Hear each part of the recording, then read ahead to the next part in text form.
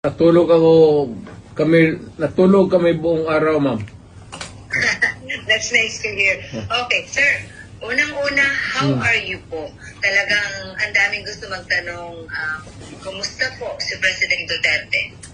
Sa awa ng Diyos, okay ako.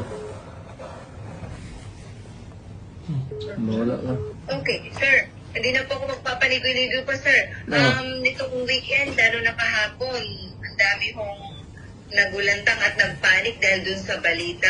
Ano po ba talaga ang nakarating sa inyo, sir? Meron daw po ba kayo talagang warrant of arrest? Ano po? Alam mo, ma'am, what is circulating in the city of Manila, it's almost the same that's being bruited around dito because of the, communications. Very easy.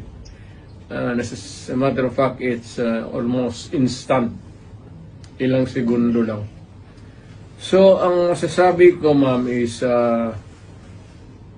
though I do not claim ignorance about the moves before and long before and after a few months of respite, nandiyan na naman yung issue. So, I guess this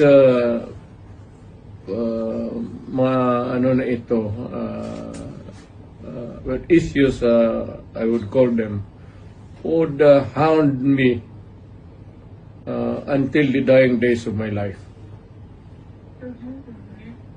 Okay. So, ano to, sir? So, they won't really stop. Again? So, talagang hindi sila titigil, sir? No, as I remain,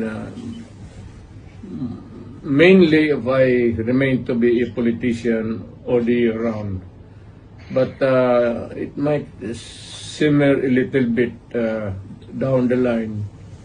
Siguro pag hindi na masyado ako active.